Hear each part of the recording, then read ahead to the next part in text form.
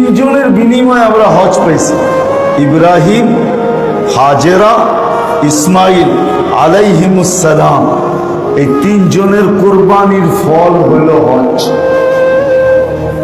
তিনজনের কোরবানির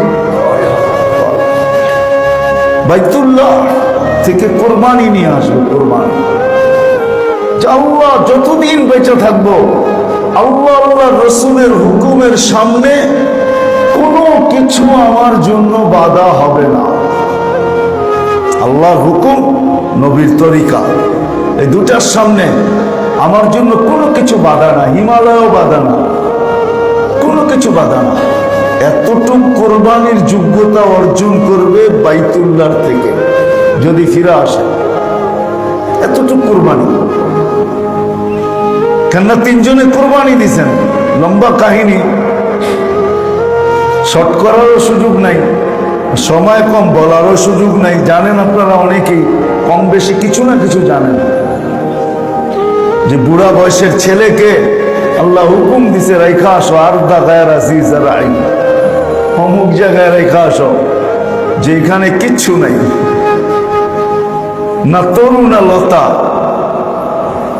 না গাছ না পালা, কিচ্ছু নাই, এমনকি পানিও নাই, কিচ্ছু নাই, রেখা আসো।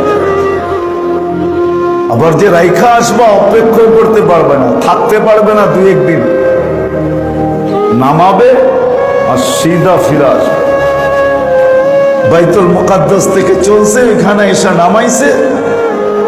জিবরিল আলাইহিস সালাম রাস্তা দেখায় নিয়ে আসছেন, আর নামাইছেন আর সুদা চলছেন ফিরত। আপনারা গেলে একটা মক্কায় জায়গা পাবেন, কুদাই কুদাই বাস স্টেশন, ওটা এখন হাজিদের জন্য কুদাই। হাজের আলাইহিস সালাম ওই পর্যন্ত পিছে পিছে আসছে। আর আয়েশা বলছে, এত নারাজ হলেন কেন? কোথায় রেখে যেতেছেন? আল্লাহু আমারাকা, আল্লাহর হুকুম না আপনার ইচ্ছা? তো সর্বশেষ আল্লাহ জানে খলিল দিল বাঁধছে কেমনে। দিল বাঁধে না অনেক সময়, দিল ধরে রাখে। পুরা বয়সের ছেলে, এত মহব্বত, স্ত্রী আল্লাহর হুকুমের সামনে রেখা যেতেছে, দিলটাকে বাইন্দা রাখছে। তো রাখছে কেমনে? সর্বশেষ বলছে আল্লাহু আমারানি।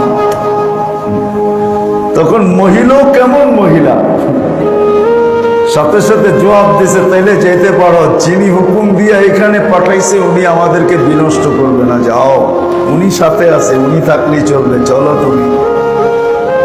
এই যে এক কোরবানি, হাজি বাইতুল্লাহ থেকে কোরবানি শিখা আসবে, কোরবানি নিয়ে আসবে। আমি দেখাইতেছি কয়েকটা, কোরবানি নিয়ে আসবে। কোরবানির সিফত, আল্লাহ আল্লাহ রসুলের হুকুমের কাজ সামনে সব কিছু বিসর্জন দেওয়া, যে ফিরত হাজির জন্য একবারে পানির চেয়েও সহজ হবে।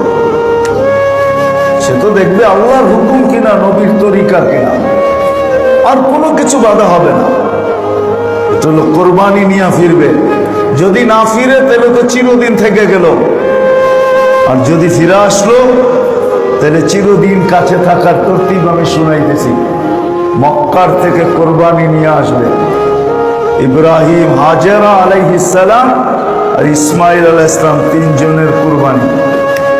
কোরবানিওয়ালা সিফত নিয়ে ফিরবে। কেননা মানুষ সিফত দ্বারা আল্লাহর কাছে দামি হয়। কি দিয়া? যদি না বোঝেন তাহলে বুঝাই।